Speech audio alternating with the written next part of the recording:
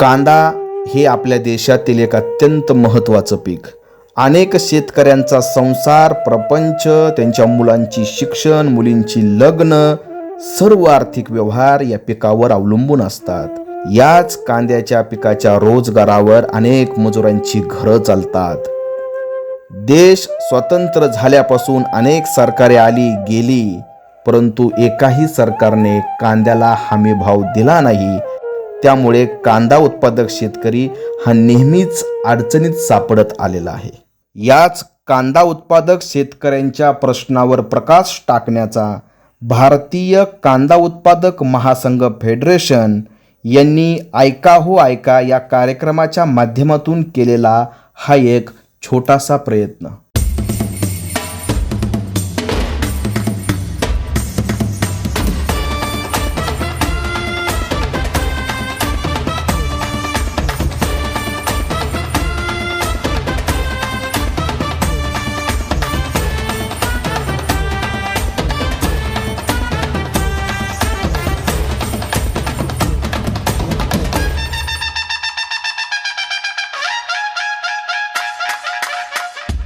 नमस्कार रसिक प्रेक्षकांनो, ऐका हो ऐका या आपल्या आजच्या सदरामध्ये मी नवनाथ ढमे आपलं सहर्ष असं स्वागत करतो.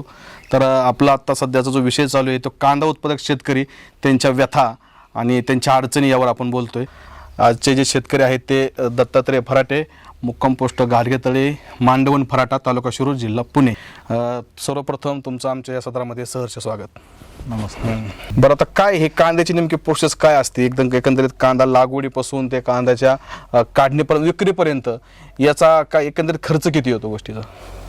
याचा आता कांदा काढणीपासून तर साठवणुकीपर्यंत साधारणपणे 70-75 हजारापर्यंत खर्च येतो. म्हणजे लागवडीपासून तर परत साठवणीपर्यंत. तिथून पुढं मग परत बरं गोण्या, वाहतूक, हे ते मग परत तो वेगळा खर्च आला. मार्केटला पोहोच करण्यापर्यंतचा.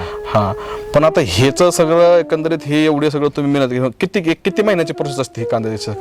हे आता साधारणपणे कांद्याची प्रोसेस जर हे केली तर गोट लावण्यापासून त्याचं हे केलं जातं.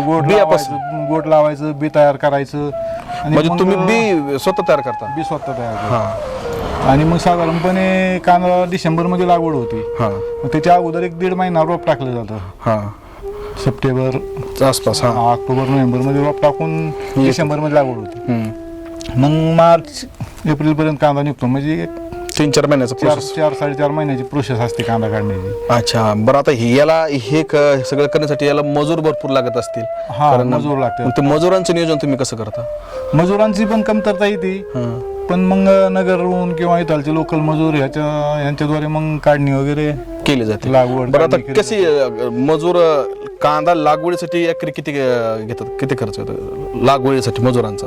आता तसं जर विचार केला तर रोप उपटण्यापासून रोप उपटणे, रानात पोच करणे, याला 3 ते 4 हजार रुपये लागतात. 3,000 रुपये 4,000 रुपये खर्च येतो त्याला. आणि मग कांदा लागवडीसाठी मजूर बाहेरून आणलं जातं. त्यांना गाडी भाडं असतं. किंवा जर बाहेरून दुसरी कोण मजूर आणलं ते जर आपल्या इथं बाबा म्हणजे राहण्याची व्यवस्था केली तर मग त्यांचे जेवणाची वगैरे ती सोय मग सगळे मग आपल्याला आपण करावं लागते. अरे बाबा. आणि मग इथलचं जर मजूर असलं तर मग त्यांना गाडी भाडं वगैरे द्यावं लागतं. मग त्याचा सगळा खर्च जर 15 हजारापर्यंत कांद्याची लागवड. काढणीला पण साधारणपणे 15 हजाराच्या आसपास, 14-15 हजारापर्यंत काढणीला होती. त्याच्यानंतर मग कांदा तिथून परत वाखारी टाकाय त्याला 4 ते 5 हजार रुपये खर्च येतो. म्हणजे तुम्ही कंपल्सरी कांदा वाखारीमध्ये टाकता म्हणा, जसं लगेच काढला की लगेच बाजार शक्यतो पाठवत नाही पाठवत. कारण ज्या वेळेस कांदा काढला जातो त्यावेळेस कांद्याला बाजार नसतो. 8 ते 9 रुपये, 8-9 रुपये, 10 रुपये बाजार असतो. त्याच्यात मग तर काय खर्चच निघत नाही, म्हणजे लागवडीचा, काढणीचा. म्हणजे कांद्याचा योग्य बाजार येण्याची वाट तुम्हाला पाहावी लागते. पण आता कांद्या साठवणुकीचा पण खर्च आहे ना. आता हे तुमची एवढी मोठी वखार आहे, तर एकंदरीत वखारीला किती खर्च येतो बनवायला? आता वाखारीला काय आता अनुदान मिळाल्यात काही. आता हे त्यांच्या स्ट्रक्चर त्यांच्या पद्धतीने 5 लाख 6 लाख काही असं. आपल्या वाखारीला 15 लाखापर्यंत खर्च आला. मग 15 लाखाचं पण हे वन टाइम इन्व्हेस्टमेंट तुमची ना. म्हणजे एकदा केल्याच्या नंतर तुम्ही दरवर्षी कांदा साठवू शकता. आता एवढं सगळं केल्याच्या नंतर याला तुम्हाला बाजारभाव कसा मिळतो? बाजारभावाचं असं असतं, आता कधी कधी त्याला तर काही खर्च बी निघत नाही कांद्याचा. अच्छा. हा मग बाजारभाव आता कांदा काढण्याच्या टायमाला 8-10 रुपये असतो हा आणि मग साठवणूक ठेवल्यानंतर आता काय 2 वर्ष तर 15-20, 18-20 बाजार होतो, त्याच्यात कांद्याची गट होती. म्हणजे याला फिक्स हमी भाव अजिबात नसतो. अजिबात नाही. हा फिक्स हमी भाव. म्हणजे आला तर भरपूर येऊ शकतो, नाहीतर फार लॉस किंवा मग खर्च बी निघत नाही त्याचा. असं तुमचं झालं का तसं कधी की बाबा 2 वर्षापासून कांद्याचं म्हणजे काहीच निघालच नाही? खर्च जेवढा होतो त्याच्या निम्म पण म्हणजे उत्पादन गेल्या वर्षी तुमचा किती कांदा होता? गेल्या वर्षी 6-7 एकर कांदा होता. हा, मग 7 एकराला जर 80,000 पकडलं तर 8-7 56, म्हणजे 5-5.5 लाख रुपये तुमचा कांदाचा खर्च आला. तुमचं विक्रीतून पैसे किती आले?